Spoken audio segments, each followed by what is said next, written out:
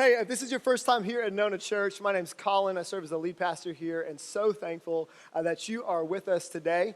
We are jumping into our series titled The Way, 7 Practices of Following Jesus, and this is part 4 of an 8-part series. So if you're first time here or you've kind of been away for a little while, you have come back at a really good time. You've caught us in the middle of a conversation that we're having. And so this is an 8-week series, and you'll notice that there are 7 practices. That's because week 1 really served as an introduction for what we're going to talk about as a church. And we've been saying this over the last couple of weeks, that what we're talking about here over these next 7 weeks, it's not simply just a series, but this really serves as a framework and a structure for us as we really live out our mission as a church to helping every person know and take their next best step in following Jesus. That we really do believe there's a way that Jesus lived his life, that he invites us into living today in the 21st century that allows us to hold on to this promise that God gave us, that he came to give us life and give us life full and abundantly. And we've got a decision to make pretty much every single day of our life. Are we going to do things our way, or are we going to do things in the way of Jesus? When we do things our way, sometimes it works out, but often that leads to regret, that leads to difficulty, that leads to pain. But when we do it Jesus' way, we are guaranteed a life of fullness, a life of joy, and a life of satisfaction. And so we've been kind of laying this phrase as an anthem for our series, saying, Jesus, your way is better. In fact, would we all just say that on the count of 3? 1, 2, 3. Jesus is better. So good. And I know that for some of us in this room, we say that with full belief. For others of us, we're a little bit skeptical about faith. We're kind of checking things out, not even sure where we stand with Jesus. And we want to say thank you so much for trusting us with your time. Today, we're going to look at the third practice that's a part of this conversation. It's something that we literally apply to our life that makes a significant difference. But to really explain this third practice, I want to give you a little bit of a window into the kind of the soul of my life and kind of what I've seen happen over the years as I've become a father. I've got 4 kids under the age of 9, and kind of how that kind of shifts and breaks a person a little bit, you know. What I've found, right, is that I find myself crying far more than I used to. Is anybody else kind of in that space? And I find myself crying at things that I probably shouldn't be crying about, you know, or crying in places I vowed that I would never cry, you know, that kind of deal. And so I did have a crying moment where I broke down on a flight that Stacey and I took transatlantically this summer. So my wife and I, we were flying standby back from the UK with all of our kids. So 6 of us flying standby. That's a pretty long flight. And if you know anything about flying standby, that means that you're not going to sit together, right? That's going to not likely to happen. And so when we're getting ready for this flight, we finally found a flight that we can get on. We quickly realized that the adults are going to have to be separated, and we're going to have these 4 kids, and we've got to figure out who is sitting with who, right? Which immediately means we break into contract negotiations. So you tracking? Because there are certain kids that are easy to fly with, right? And there are certain kids where you're like, can somebody else take them for the next 9 hours, right? And so kind of we have these contract negotiations, and we'll put it to you this way. I lost. And I'd say the reason why I lost is because Stacey will always win, all right? And so it's a good thing. It's a good thing. I laid down my life for my bride, you know? And so I've got certain kids with me on this flight, and I'm praying, Jesus, would you just make them fall asleep, you know? And so that happens. They sleep. It was a really, really good time. So I had some time, and I downloaded a book, okay? I downloaded a book, and I was reading a book while watching a movie. Just had it on kind of in the background. And I'm reading this book, and at some point, okay, I just can imagine what this plane feels like, the people sitting next to me. I am like ugly crying, okay? It's a nasty cry. I look horrific as I'm crying, right? It's like an ugly, ugly cry. But the people looking around are like, why is this guy crying? He's watching a Mark Wahlberg movie. Like, that's like what it looks like.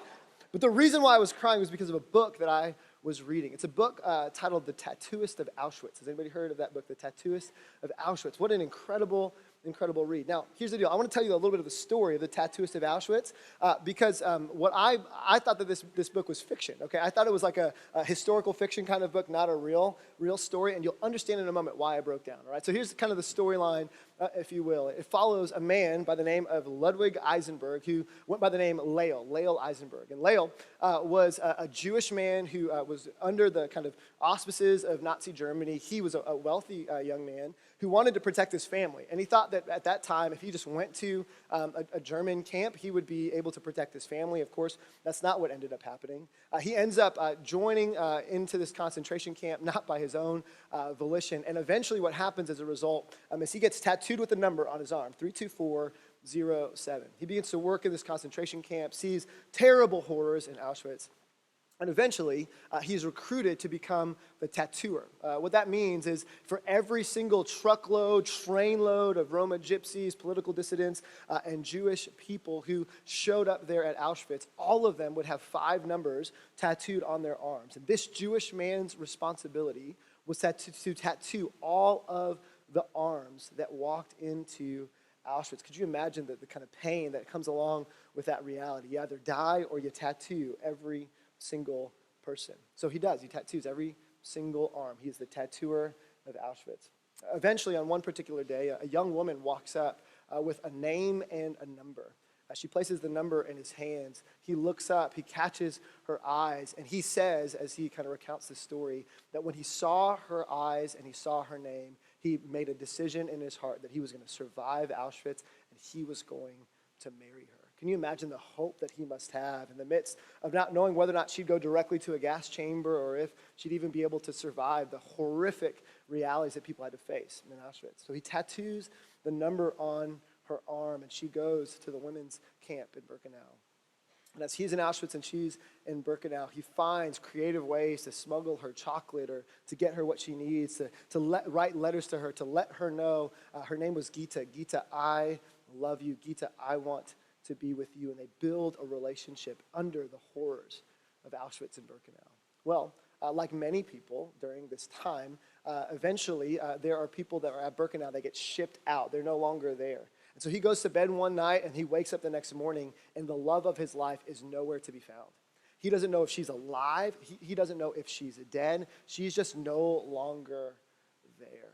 He spends the rest of his time in Auschwitz wondering where she is. And eventually in 1945, the Allied forces begin to move into this space. Auschwitz, the residents of Auschwitz, those that have been staying there, the captives, they are displaced and sent on their own. He eventually makes his way back to his hometown, saves up as much money as he can, and all he knows is her name and all he knows is her country. And he gets on a train, he rides on horses, he does whatever it takes to go and find Gita. He says, have you seen Gita? Have you seen Gita? Have you seen Gita, as he enters into Bratislava, not knowing if she's alive, not knowing where she is. And it just so happens that one day as he's driving down the roads of Bratislava, a woman steps onto the street in passing. He catches her out of the side of his eye. He stops the driver, he jumps out of the car, and he embraces Gita. Now, here's why I broke down. I thought that this was historical fiction. And then, at the end of the story, I saw this photo. Lael and Gita were real people. And I just broke. And the woman around me was like, it's okay. It's going to be all right. Something so powerful about that story. I want to show you one more photo just because I've got a little nostalgia in me. Isn't that just so cute? This is Gita and Lael before Gita ends up passing just a couple of years before. They end up resettling to Melbourne. They have a son.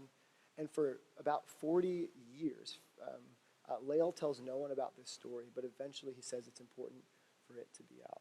I tell you that story today because it really captures the theme of the practice that Jesus invites us into if we're going to live the life that he's called us to. It's our third practice for today, and I want you to write it down. It's the practice of reconciliation. Let me give you a definition for what reconciliation is. Reconciliation is to end estrangement and to restore to relationship.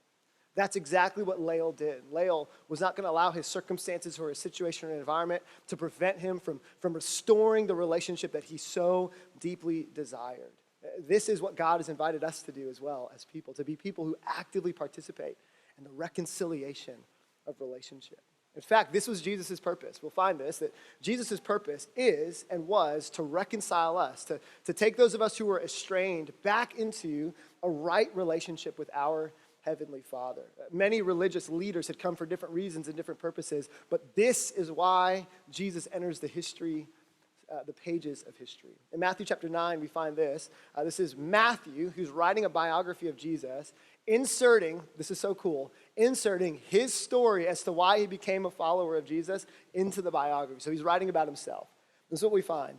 That as Jesus was walking along, he saw a man named Matthew sitting at his tax collector's booth. So Matthew's by vocation is a tax collector. This was a very despised role in Jewish society. And Jesus says to him, "Follow me and be my disciple." So Matthew got up and followed him. Later, Matthew invited Jesus and his disciples to his home as dinner guests, along with many tax collectors and other, I love this phrase, disreputable sinners, right? It's not like you're just a sinner, right? It's like you're a sinner with a bad reputation, you know? And I find this interesting, right? Because the phrase tax collector and sinner here is really important for us to understand. Because in Jewish society in the first century, to be a tax collector was the most despised role. The society hated you. It's like you get frustrated when the IRS sends you like some stuff in the mail. People absolutely despise tax collectors because they betrayed their home country to work for Rome, and they would often make the Jewish people give them more money than they actually needed to receive so that they could live wealthy lives. They were hated by the culture around them. And then we got this phrase, sinners. This was a category of people who you wouldn't want your kids to date, all right? This is the kind of setting and environment. They did terrible things. They participated in horrific realities, and they really kind of gave of their life to some things that weren't savory or helpful. And I want you to imagine this picture, right? Here's Jesus, the rabbi, sitting at this table with a bunch of people, right, that fall into these two categories. I'm assuming the conversation isn't wholesome, right? I'm assuming the things that they're talking about are filled with words we maybe wouldn't want our kids to hear, right? This is the kind of environment and setting that we're in. And I find it so interesting in this picture that this is Jesus. This is God himself interacting with and sitting with so many people that people would discount. So I want to talk to those of us today who maybe feel that way. Those of us who have grown up in religious backgrounds or stories where it's all about what we can do and following the rules and getting it right. I want you to know something today, that no matter where you've been, no matter what you've done, or what's been done to you, look here, no matter where you've been, what you've done, or what has been done to you, I want you to know this. You can belong at Jesus' table. You don't got to get cleaned up. You don't got to look a certain way. You don't got to talk a certain way. There is room for you at Jesus' table. The religious leaders hated this about Jesus, and so we find this in the continuing verse. But when the Pharisees, these are the religious lawmakers, saw what was going on, they asked his disciples, right? Because they don't ask Jesus, they ask his disciples, "Why does your teacher eat with such scum?" And so when Jesus heard this, he said, "Healthy people don't need a doctor. Sick people do." Then he added, "Now, go and learn the meaning of this scripture. I want you to show mercy, not offer sacrifice." Jesus basically saying, what matters most to me is your intention of your heart, not whether or not you follow all of the rules exactly the way that you're supposed to.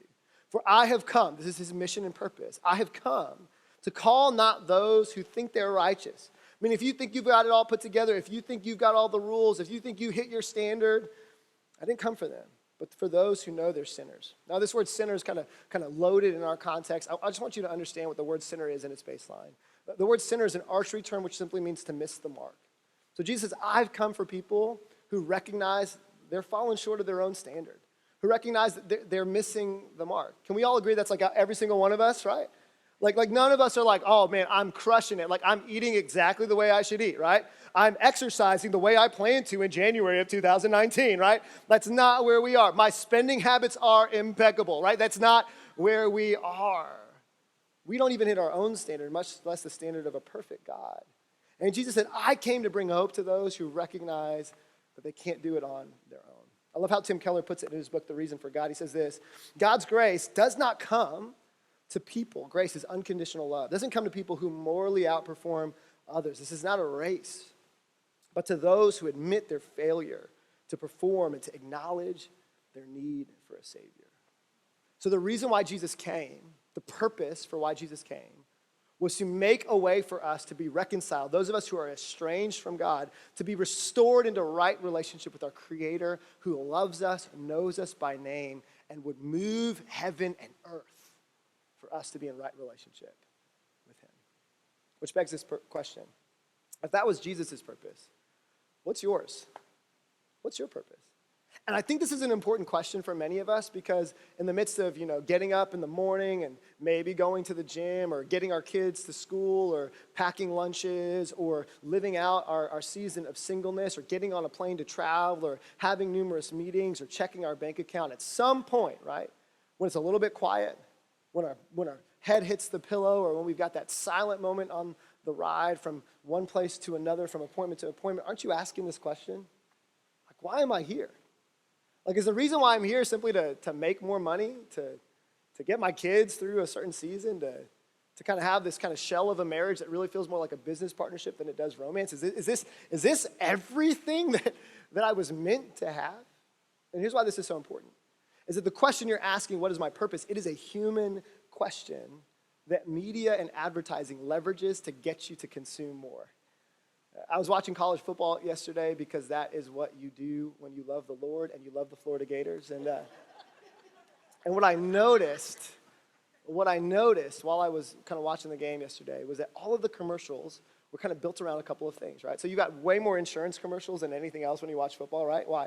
Because they're selling us fear, right? They're trying to think you can buy your way into security.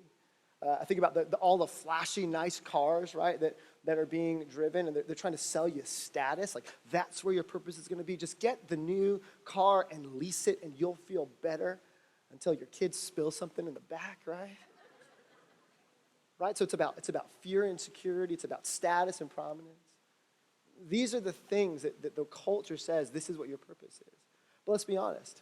Some of us have gotten the things that we wanted and found them to be hollow and empty. It's like, let's get the promotion, and it's just a new set of headaches, right? Well, let me just get the relationship, and that is definitely just a ton of headaches, right? Yeah. Somebody laughed a little too much on that. And here's what I want for you, and here's what I want for me, and here's what I want for our church. I want us to feel and know that when we get up in the morning, what we're spending our time and energy on is what we were made to do.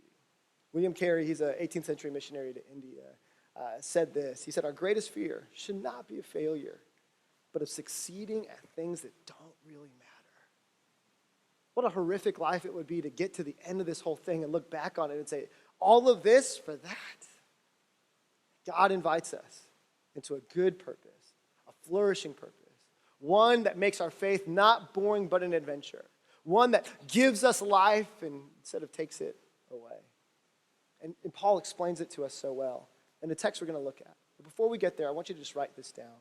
This is your purpose. This is why you're here. This is why God has made you. Our purpose is to share the message that you, your friends, your neighbors, your kids, your coworkers, people you've never met on other sides of the globe, that all of us can be reconciled. Those of us that are estranged can be reconciled, put back into right relationship with God because of Jesus. Our life is meant to be leveraged to accomplish that one thing, where we work, where we live, where we play, how we parent, and in our communities. Which begs this question, how do we do it, right? How do we put into practice this vision that God has for our life to be reconcilers? That word can seem so loaded. What does it mean to practice reconciliation? Well, I want to kind of lay that out for you today by looking at some words that Paul writes to a church in Corinth. This is what he says in 2 Corinthians chapter 5. If you look at the first 15 verses of 2 Corinthians 5, you can go read it on your own time. You'll find God, or Paul rather, talking about God's goodness, his grace, his mercy, his kindness. And then he says, as a result of this is how we live. This is what he says. So we have stopped evaluating others from a human point of view. At one time, we thought of Jesus merely from a human point of view, but how differently we know him now. So here's the first reality. You can write this down as we practice reconciliation in our relationships, in our friendships, in our families, and in our communities. We've got to change our point of view, and we need to start seeing people like Jesus saw them. See people like Jesus. You know, there's a perspective you have about people in your life that might be different than the perspective Jesus has about them. You know, I think about this, right? Jesus is at this table filled with people that are, hooked on drugs, hooked on sex, hooked on, cheating, and hooked on, taking advantage of people. These are the people he's sitting at a table with. And the Pharisees have a perspective of who they are. And the Pharisees say, why would you ever spend time with those people? And Jesus has a different perspective. I find this so interesting that no one calls Matthew by his name except for Jesus.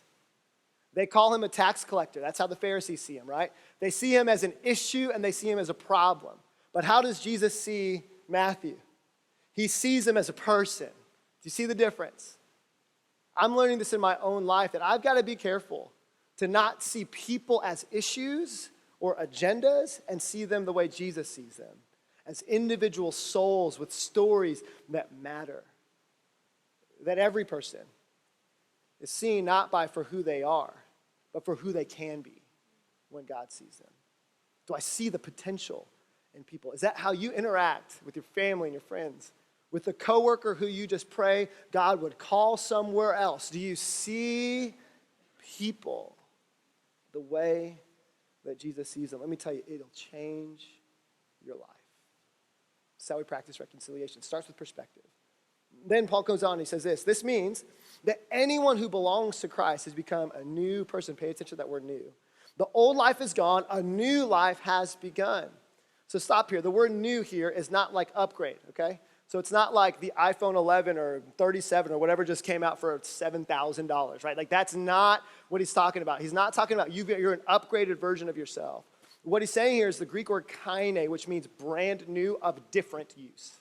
Meaning, when you became a follower of Jesus, you didn't just get an upgraded version of yourself. When you became a follower of Jesus, the old you died and was buried, and you stepped into a new reality of who you are. You're no longer the old you. You're the new you with a new purpose and a new direction. He says, all of this is a gift from God, who brought us back to himself through Christ. And God has given us this ministry of reconciling people to him. So here's the second thing. You got to see people like Jesus. Here's the second one. Embrace your purpose. Look here. Your purpose in life is not your earning potential or capacity. Your purpose in life is not whether or not your kids become Division I college athletes or get into the school that you want them to get into. Your purpose in life is not to just make sure that your husband or your wife is happy. Your purpose in life is so much more than that. Your purpose in life is like a sponge to drain every single ounce of energy and resource and life to help a world know there's a God who loves you, who knows you by name, and has invited you to be restored to him. There's no greater task in the world and no greater way to leverage your life than to help people who are far away from God know how much he loves them. Paul continues on. He says this, for God was in Christ, reconciling the world to himself, no longer counting people's sins against them. Meaning Jesus came and he took on the penalty of our sinful acts. The gap that we could not fill, Jesus fills in full. And then he goes on to say he gave us this wonderful message of reconciliation. This isn't just a thing we think about, but a message is something we communicate. So we are Christ's ambassadors. The word here for ambassador is more like representative, okay? It's we represent something when we go to our PTA. We represent something when we walk into our office. We represent something when we're driving on the road. We represent something when we walk into Publix. We represent a message. We carry a message. Look how far Paul goes. He says that God is making his appeal through us. That word appeal is like beg. Look here. There is no other plan for people to know how good and loving and gracious God is other than you. Look here. No one else is coming. At your workplace, God has sent you there. In your little cul-de-sac, God has sent you there. In your kids' extracurriculars, God has sent you there. God is making an appeal to a watching world about how good he is through you. And that's why he made you the way he made you. He goes on to say, we speak for Christ when we plead. Come back to God. For God made Christ, who never sinned, to be the offering for our sin so that we could be made right with God through Christ. This is like one of my favorite verses in all of Scripture, because here's what it says, okay? It says that all of my shame, all of my guilt, all of my pain, all of my regret, every dumb thing I have ever done or thought, right? Jesus put it on his back on the cross. Jesus, who was perfect and never did anything wrong, places all of that on his back. He suffers an incredible amount of physical pain, but even deeper than that, spiritual pain, because God turns his back on his beloved son, separates himself from Jesus. Jesus, who has never been alone, has always experienced full relationship with his Father, loses that on my behalf, suffers and dies and suffocates on a cross and yells, "It is finished," meaning every single thing I've ever done has been paid for. And then he gets thrown into a tomb. And 3 days later, Jesus walks out of that tomb triumphant and free. But you know what's still buried in that tomb? All of my sin, all of my shame, and all of my guilt, which means I never have to worry about what's following behind me because it's already been buried once and for all because of Jesus. Is that not good news? Yeah. And so Jesus' invitation is, yeah, that's great news. So just leverage your life for that. See people like Jesus. Embrace your purpose. And just share God's message. Now, I know for some of us, that's are you going to make me knock on doors? Like I get that, right? Like, is there a pamphlet you're about to hand me? Like, what's going on, right? I think we get so stressed out about this idea of sharing God's message because of the anchors of our past. Or the crazy guy on our college campus that was yelling at people, or the people that picket funerals, and we think, I don't ever want to be associated with that. Well, I want to let you know that's not the invitation of Jesus. Jesus' invitation is simply share the good news that's happened to you, which is easy for us, right? We share the things that matter the most to us, don't we? Like if you find a new restaurant, don't you tell people about it? Yeah. If you find some clothes that make you look thinner than you actually are, don't you kind of tell some people about it, right? Yeah, only a select group of people, but you tell them, right? Of course.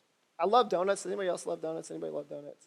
Any donut people? You like donuts? I need your help then. Come on up here real quick. Come on. All right. Can you go ahead and give us your name? Just Joey Bag of Donuts. Everybody give Joey Bag of Donuts a round of applause. I want you to just smell this for a second. How's that smell? Doesn't it smell really good? I know. Do you guys want to see what you cannot have because you didn't raise your hand? All right, here you go. All right, so these are 6 beautiful, beautiful donuts, right? Okay, so you've had a donut before, I'm assuming. Okay, so what are some words you would use to describe a donut? How does it taste to you? It's got to be fluffy. Fluffy, okay, fluffy, I like that. What else? Creamy if you have Boston creamy cream. if I've got a Boston cream. Okay, what else? Like doughy. Doughy, right? Yeah, I agree. Dry, right? Forget Entenmann's, right? We ain't about that life, right? Okay, good. Okay. So let me just ask you this, right? Sweet. Okay, sweet, right? Good. So they're made with what? What were they made out of? Flour, lard, right? Yeah. Okay, good. Yeah. I don't know. I don't make them. I eat them though. Amen. Right? That's so good. So here's the deal. Why don't you just pick your favorite donut? Which one do you want? Take the box. Take the box. All right. I'm gonna have one too. Okay. Is that okay? Yeah. Can we cheers? Cheers. Take a little bite. Not bad. I've had better, but not bad, It's right? not sipping, dipping. Yeah, exactly. You know what somebody said in the first service that I thought was really funny? I said, how do you make donuts? And he says, they're made with love. And I was like, I'm sure that's exactly what Dunkin' Donuts has in mind. Exactly. Awesome. Can you give Joey a bag of donuts a round of applause? Take the box. Take the box. Yeah. Thank you. Yeah. Look here. That's evangelism. It's simply sharing what you already love and enjoy with people. That's it. It's not having a seminary degree and having it all figured out. It's just living your life. And as you're walking alongside people, giving them an explanation for the hope that you have. And guys, if you're a follower of Jesus, if you're not a follower of Jesus, I get it. There's some crazy Christians out there that have probably made this really hard to believe. But if you're a follower of Jesus, come on. The reason why your faith is boring, look here, is not because Jesus is boring. It's because your life is turned in on you instead of the great purpose that God made you for. The reason why this doesn't feel like an adventure is because you're so concerned about the next thing you're going to buy, the next zip code you're going to live in, the next promotion you're going to get, thinking in some way that's going to fulfill this hole in your heart. And let me tell you, the only thing that will fulfill it is what God made you to do. Just to love people well, see them the way Jesus did, and share this good news. Like, come on, right? When you see a cute kitten video on Facebook, what do you do with it? Yeah, share it, right? When you see a video that you think is powerful, what do you do on social media? You share it, right? That's the invitation to Jesus. You don't have to become anything you're not if you follow Jesus. You just have to live into what God made you to do. To be light, to be kindness, to be good, a good friend, and an honest person to the people around you.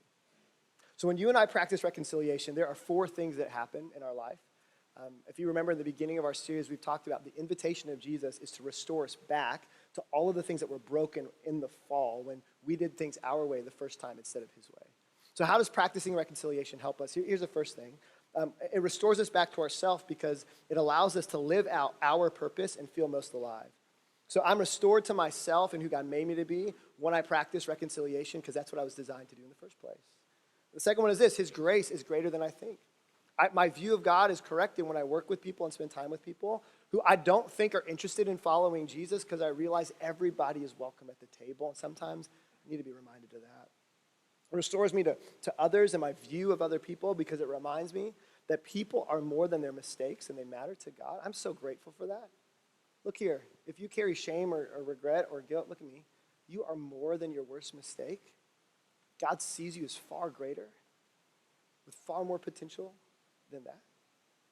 And when I think about the world, how it restores our vision of the world, it returns us back to this vision that God had for his people to bring light and joy and great flourishing to all of creation. Because God's heart, look at me, is for everyone, everywhere. For the people in your house, for the people in Lake Nona, for the people around the world, for the people that our country is at war at, God's heart is for them as well.